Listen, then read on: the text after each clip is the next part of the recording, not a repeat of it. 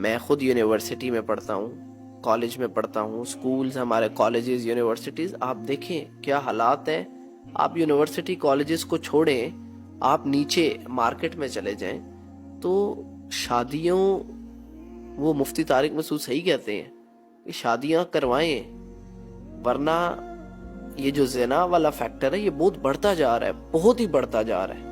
اب ایک انسان اپنی پیک جوانی میں ہے، مرد ہے یا عورت ہے، تو وہ باہر جاتا ہے، وہ کالج جاتا ہے، وہ یونیورسٹی جاتا ہے، وہ اپنے آپ کو جو ہے وہ بچا رہا ہے، کوشش کر رہا ہے، لیکن اس فتنے کے دور میں وہ اپنے آپ کو کتنا بچا لے گا؟ اس نے کالج میں وہی دیکھنا ہے، اس نے موبائل کھولنا ہے، ٹھیک ہے، موبائل کھولنا ہے، سامنے لڑکی یا سامنے لڑکا، مطلب اتنا فتنے کا دور ہے. تو اتنے فتنے کے دور میں شادی جو ہے آج کل فوری ماں باپ کو سمجھنی چاہیے بات. میں ایک ویڈیو دیکھ رہا تھا کہ علماء فرما رہے تھے، وہ یہ فرما رہے تھے کہ جو ماں باپ اپنی اولاد کی شادی میں تاخیر کرتے ہیں، لیٹ کرتے ہیں، اور اگر ان کی اولاد اس ٹائم پیریڈ میں کسی غلط گناہ میں ملوث ہوتی ہے تو اس کا گناہ ماں باپ کو بھی جائے گا. تو اس لیے یہ بہت سینسٹیو ایشو ہے اور اس پہ فوکس کرنا چاہیے. ڈاکٹر اسرار احمد یہ کہتے تھے کہ پہلے بھی تو ایسا ہوتا تھا پرانے زمانوں میں کہ جو ماں باپ تھے وہ بہو لے آتے تھے اور اس کو بیٹی بنا لیتے تھے. وہ پہلے ایسا سسٹم ہوتا تھا کہ جہاں پر 4 لوگ بیٹھ کے کھانا کھا رہے ہیں تو وہاں پہ 5واں بھی بیٹھ کے کھانا کھا لے گا.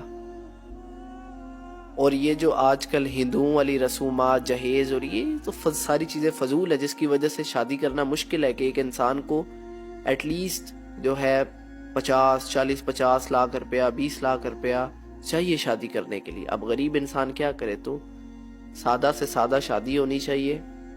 حضرت علی رضی اللہ تعالیٰ عنہ، ان سے بڑی کیا مثال ہے، ان سے سادہ کس کی شادی؟ ان کو آج دنیا بڑی مانتی ہے، ان سے عقیدت رکھتی ہے بڑا. تو دیکھیں تو صحیح ان کی شادی کیسے ہوئی تھی، کیا حالات تھے، کون سی استطاعت تھی ان کے پاس.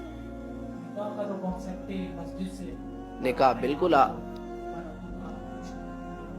دیکھیں اس میں یہ ہے کہ شادی میں جو یہ مہندی اور یہ سب کچھ جو ہے نا، بارات بھی، یہ سارے جو رسومات ہیں یہ انڈینز کی ہیں، ہندوؤں کی. اس کے بعد جو کانسیپٹ ہے وہ نکاح کا ہے، اس کے بعد ولیمہ، اس کے علاوہ اور کوئی کانسیپٹ نہیں ہے. ولیمہ بھی سنت میں آتا ہے، لوگ جو استطاعت رکھتا ہے اس مطابق کریں. کسی شکل میں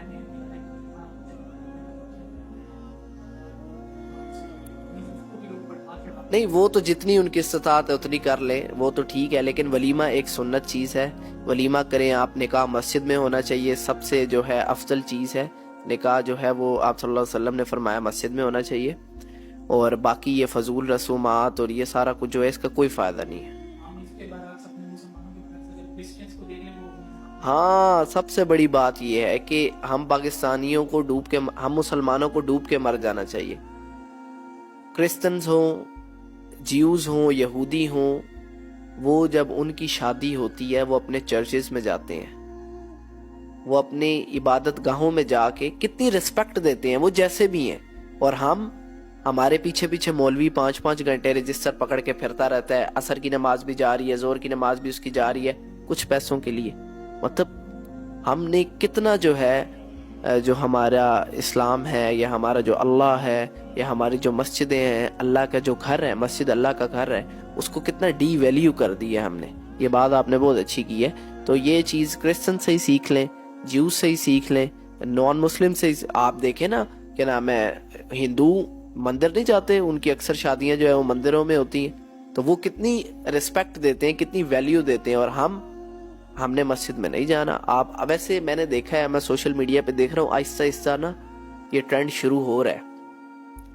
اور اس جنریشن میں جو ہے عقل جو ہے وہ آ رہی ہے، عقل مند ہے یہ جنریشن. انشاءاللہ اللہ سے امید ہے کہ یہ ٹرینڈ جو ہے نا واپس چلے گا. نکاح کے علاوہ پھر رخصتی کے لیے وہ ٹائم لے لیتے ہیں کہ جی برات مہینے بعد ہوگی، 2 مہینے بعد رخصتی ہوگی. جو نکاح کا کانسیپٹ ہمارے یہاں ایک نیو لانچ ہو رہا ہے نا کہ نکاح کر لو مسجد میں ٹھیک ہو گیا، 1 دن، ہفتہ، 2 مہینے بعد رخصتی کریں گے. 6 महीने बाद मीन्स ये भी एक बहुत कॉन्सेप्ट चल रहा है कि नकाह कर लिया ठीक हो गया उसके बाद रुखसती में फिर वही फंक्शन और वो सब कुछ। हाँ तो फिर ये तो फिर खाना पूरी हुई ना, ये तो फिर डॉज कर रहे हैं। मैं यहाँ पे एक और चीज ऐड करूँगा, अगर देखा जाए दुनियावी लिहाज से तो मुझे नहीं लगता कि ये जो भाग की शादी करना कामयाब होते हैं। आप देख लें जाके अदालतें भरी पड़ी हैं ऐसे केसेस से कि लोग मीन्स भाग की शादी की है, 2 महीने 3 महीने 4 महीने गुजरे हैं, मोहब्बत खत्म हो गई है, लड़ाई झगड़ा हो गया, डाइवोर्स हो गई है, लड़की को छोड़ दिया है। आप भाग के शादी को छोड़े ना, जो लोग छुप के भी शादी करते हैं, जितना मैंने पढ़ा है उलमा में इख्तलाफ है, शादी जो है, निकाह जो है वो ऐलान का नाम है कि ऐलान करना है आपने। छुप के शादी ये जो कर लेते हैं या फिर जो बगा लेते हैं, वली नहीं है तो औरत के यहाँ वली नहीं है तो फिर शादी कैसे होगी?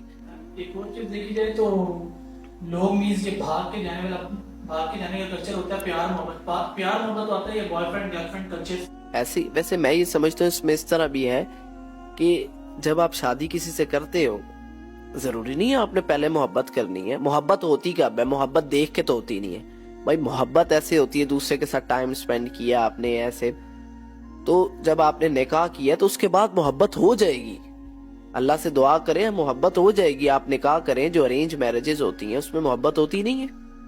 Arrange marriages as compare to love marriages ज्यादा कामयाब। लव मैरिजेस तो मैं कहता हूँ होनी नहीं चाहिए। वो तो आप उठा के देख लें, रिसर्च उठा के देख लें, सबसे ज्यादा जो नाकाम शादियां हैं वो लव मैरिजेस हैं। और अरेंज मैरिजेस का फायदा है, अगर कल को कोई मसला भी बन जाए तो माँ बाप जिम्मेदार होते हैं। लव मैरिजेस तो मैंने जो अपने आसपास देखा है तो लव मैरिजेस जो हैं वो नहीं इतनी कामयाब और पायदार नहीं है वो इतनी।